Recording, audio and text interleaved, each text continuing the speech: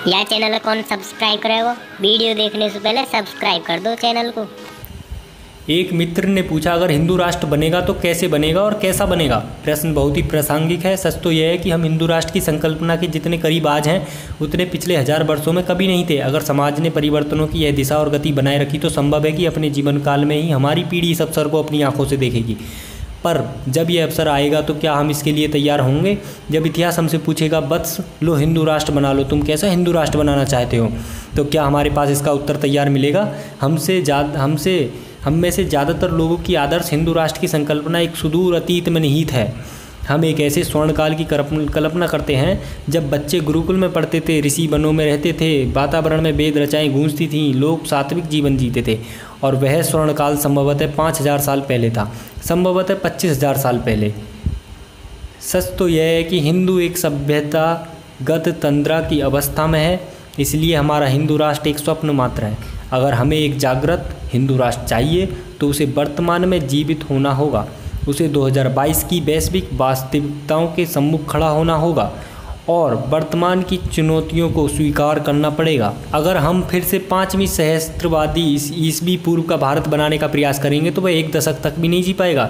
हमें समझना होगा कि हमारा सांस्कृतिक प्रवाह अगर विदेशी आक्रांताओं के अतिक्रमण के अवरुद्ध नहीं हुआ होता तो भी हम इवॉल्व तो करते ही, हम 5वीं सदी ईसा पूर्व में तो नहीं ही अटके होते। हमें सोचना होगा कि अध्यात्म, इतिहास, अर्थशास्त्र और विज्ञान के संतुलन से हमें कैसा एक समाज खड़ा करना है, किन संपदाओं को सहेजना है जिनके बिना हम ही नहीं रहेंगे, और किन बातों को जाने देना है जिन्हें बचाने का प्रयास हमारे अस्तित्व को ही ले डूबेगा। हमें दूसरी सभ्यताओं से भी सीखना होगा जो इस संक्रमण से हमसे पहले गुजर चुके हैं। यहाँ मैं जापान का उदाहरण देना चाहूँगा। जापान ने जब यूरोप से आयातित ईसाइयत को एक खतरे के रूप में पहचाना तो अपनी संस्कृति को बचाने के लिए अपने दरवाजे बंद कर लिए। 250 वर्षों तक जापान ने बाहरी दुनिया से कोई संपर्क नहीं रखा। कोई विदेशी जापान नहीं जा सकता था, कोई जापानी बाहर नहीं निकल सकता था। यह काल तोकुगावा शोगुनेत का काल था। इस दौरान बाहर की दुनिया बिल्कुल बदल गई। यूरोप ने औद्योगिक क्रांति देखी, एशिया और अफ्रीका ने उपनिवेशवाद का प्रसार देखा। जापान की नींद खुली तो इसकी आंच उनके दरवाजे तक पहुंच रही थी।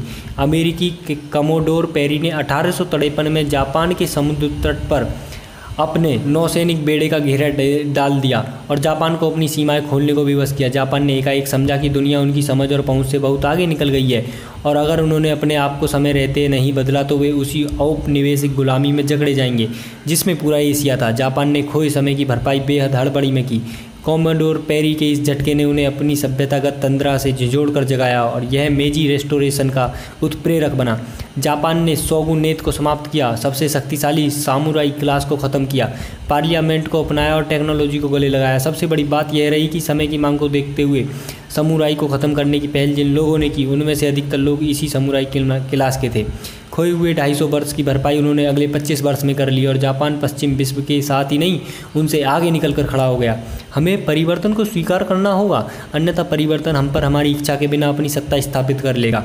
हम अगर सामाजिक, आर्थिक, सांस्कृतिक परिवर्तनों को स्वेच्छा और सजगता से स्वीकार करेंगे तो हम उनकी दिशा अपने हित में निर्धारित कर सकेंगे। अगर हम उन्हें आंख मूंद कर रेसिस्ट करते रहेंगे तो उनका प्रवाह हमें वहाँ ले जाएगा। हमें परिवर्तनों से लड़ना नहीं, उन्हें अपने हिस्से साधना होगा। तभी हमारा हिंदू राष्ट्र वर्तमान में जीवंत और भविष्य में समृद्ध और सशक्त हो पाएगा। तो कुछ ना कर सको तो शांति समुदाय का आर्थिक विकास जरूर कीजिए मेरे हिंदू भाइयों और बदला लेना सीखिए। जय श्री राम। और हाँ, अब की बार महाशिवरात्रि काशी में ही मनाएंगे। हर हर महादेव।